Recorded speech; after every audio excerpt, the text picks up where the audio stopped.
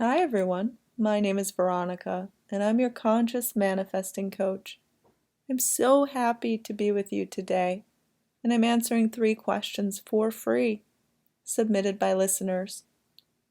If you would like your question answered in a future podcast, it's so simple.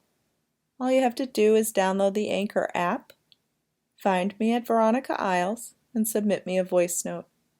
I promise to answer all questions in order that they are received. I answer these questions without any judgment, and you may find some of these questions taboo or unusual topics, but I'm here to help all of you and to answer things for free. So I hope that this session helps, and I hope that you can relate to these viewers and be inspired by the answers.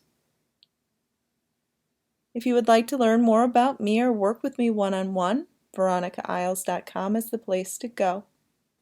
Okay, so let's get to it. Question number 1. Hi, Veronica. I've been practicing Law of Attraction knowingly for about 3 months now, and I just finished your 25-day challenge book. But since discovering Law of Attraction, I learned that my specific person blocked me on everything, even though there was no contact, and he moved away, which are 2 things I would not want to happen, but they did. So I'm wondering how I can stay positive during this time when I feel so embarrassed and hated and confused. And second, during reading your book, I felt really good, but I realized it was hard for me to visualize because it's been so long since I've seen him in person. It's going on 1.5 years now. And so when I visualize, I almost only see bad things because that's all I have evidence of in the outside world, it seems like. So I'm wondering if you have any tips on how to visualize when it's been so long since seeing him. Thank you so much.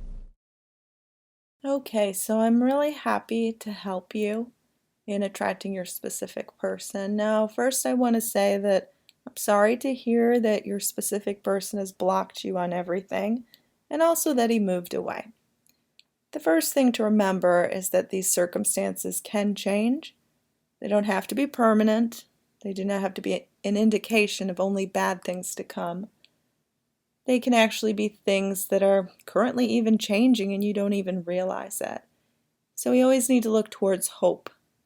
That is one of the things we need to focus on when attracting a specific person.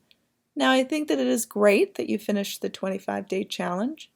The point of doing a challenge like that is to reconnect with happiness, with love, with sort of your independence, your ability to feel good without your specific person, so that they can enter your life seamlessly, effortlessly.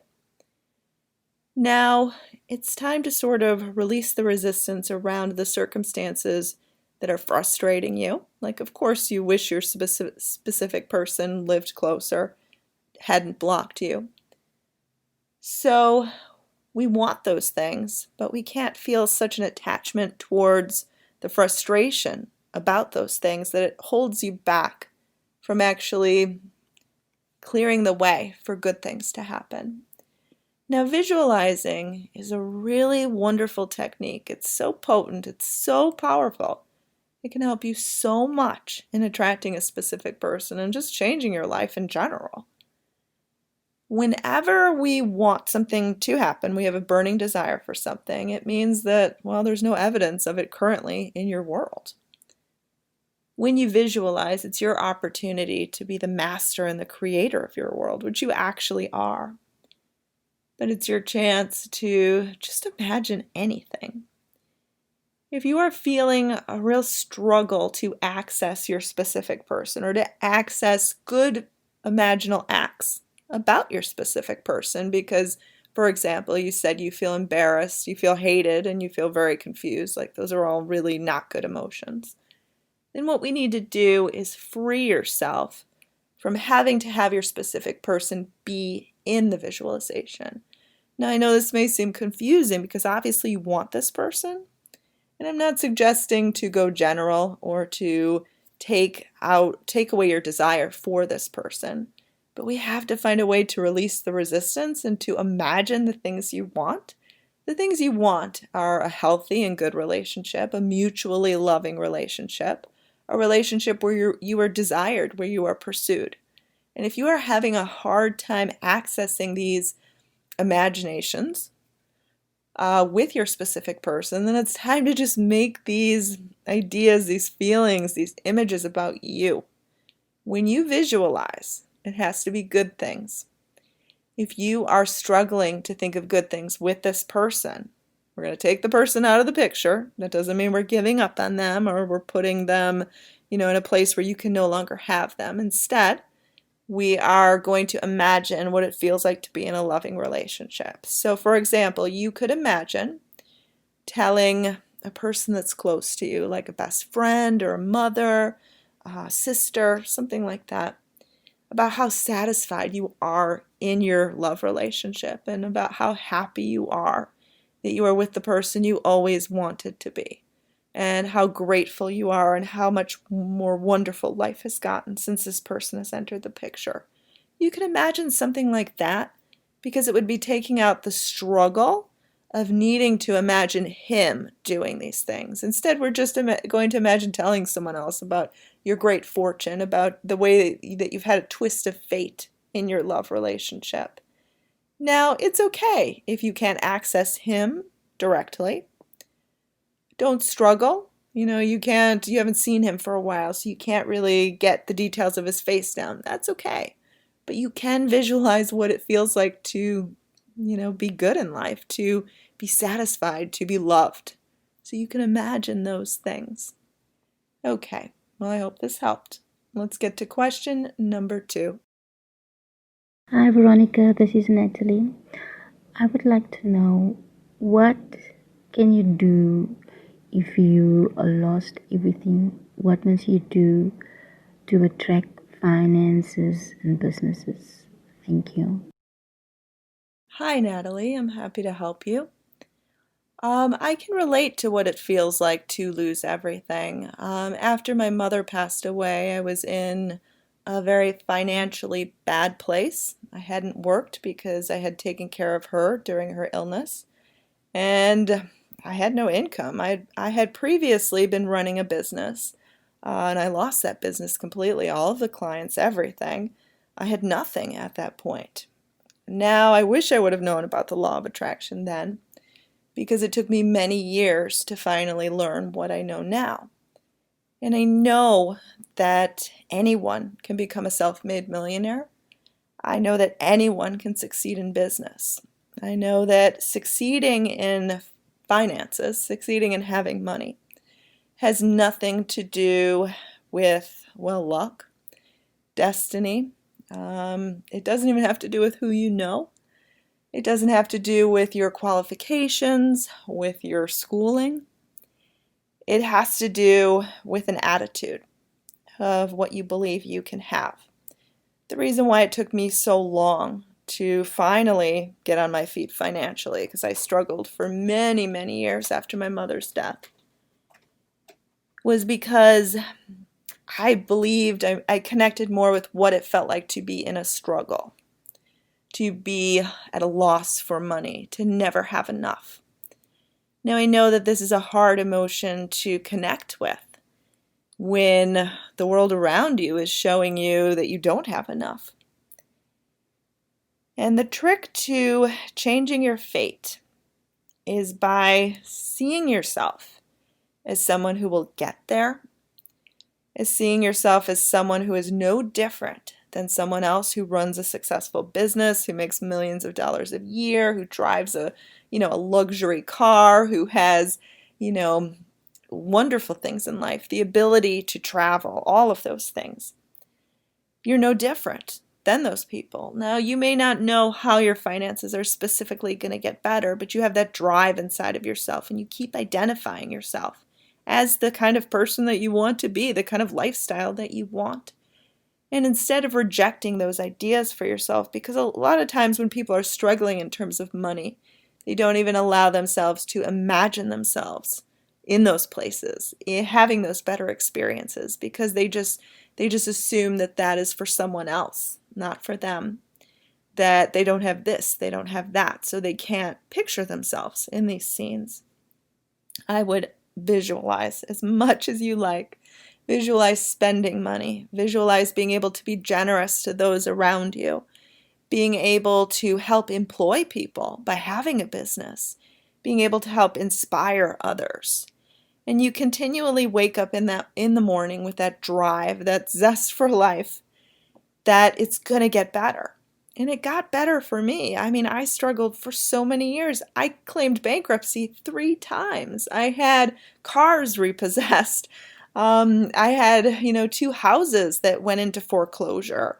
I had a lot of struggles, which I'm no longer experiencing. And the thing to remember about money is anyone can have it. Anyone. You can turn around your fate. Plenty of people go from, living in slums to living in multi-million dollar, apartments in New York City. It happens. And again, the opportunities will find you, but you have to put yourself in that mindset that you're preparing the way for these opportunities, for meeting new people. You have an optimism and a drive and a faith within yourself. All right, so let's get to question number 3. Hi Veronica, I wanted to tell you about my relationship. We had 10 years of relationship, and then for our further studies we had to move to different cities, and from there the problem started. I and my specific person were in different cities, and we used to fight a lot because of distance or some other problems. Because of this fight, he got attracted to a third person from his college, but I didn't know about this anything. When I came to know about all this, I was really depressed and didn't know how to react. But we again ended up fighting, and he said that he don't want this relationship to continue and he wanted to move on. But I love him a lot. Please tell me, how can I get my love back, and how can I attract him again, so that how we were before, we can be again together. I'm happy to help. I want to say that whenever you have a relationship that ends up deteriorating, that it's up to you to reconnect with what it felt like to first fall in love before these problems started to arise. So, for example, you could blame your current moment on the fact that you had to move to different cities for your studies and that things fell apart at that time. You could blame the third party. But what is that going to get you? That's going to get you nowhere.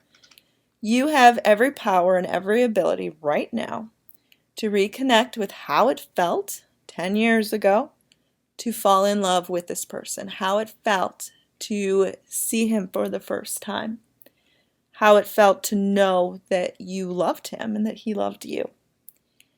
Compare that to how often you think about the third party, the fighting, you relive the arguments, you prove your point. Now you love him a lot. This love can flourish. It can go back to the beginning, but are you able to drop all of this unnecessary baggage? Are you willing to start over again, in a sense? Or are you too hung up on the problems that have happened? I mean, at the core of this, you want to attract this person because you love the way it felt to be loved, to love them, to grow with them. You have plans for what the future, you want the future to look like. I would try to make peace with the fact that you moved to different cities. That's okay. It happens. Logistically, you would have preferred it to happen a different way, but that doesn't have to spoil the rest of your life with this person. Like, it doesn't have to tarnish things. Now, whenever you get depressed, I would definitely try to take care of yourself first. See a therapist if it helps. Talk to a counselor. You need to address that depression first. If someone else is causing you that many bad feelings, that you're feeling such a level of depression that you can't even function, you have to address that first. You have to pick up your happiness, your independence, your ability to feel okay again, to feel goals for other things, to feel that drive for life. And that you need to reconnect with this idea that even though he's rejecting you right now, maybe he just needs some space to figure things out. I always say to freely give the other person space, because are you accomplishing anything right now, or are you just continually arguing? So it's time to give that person space. If they've rejected you, just let them be with a third party. Now I know that you may be screaming like, no, Veronica, I can't do that. The reason why I say to do that is because it releases resistance. Stop feeling so scared of the fact that there's a third party or that they've rejected you. Stop feeling fearful. Instead, welcome in love. Welcome in the love of what it felt like to originally fall in love with this person and have them fall in love with you. So we're going to give them space. And instead, during this time, to yourself, you are going to re-fall in love with the person who originally had this love, who originally possessed it before that you moved to different cities. And you are going to feel it to such a degree that it's almost like you don't even need this person. And that is when you get the phone call or the message where this person tells you, I'm so sorry I rejected you. I'm so sorry I was with this other person. I'm so sorry for hurting you. I just want to be with you forever. But that's how it happens. You need to let go of the struggle of needing to fix this, of clinging on. You need to let it be and let it resolve on its own and believe. Believe in your love, that it was important enough to have it heal and to have a fresh start.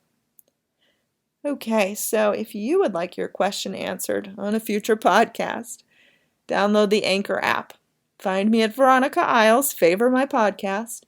Send me a voice note and I will add you to the queue. I promise to answer all questions submitted, every single one, without judgment, without anything. I will do it for free to help you. If you would like to work with me one-on-one, I do offer paid coaching, VeronicaIsles.com. Have a lovely day.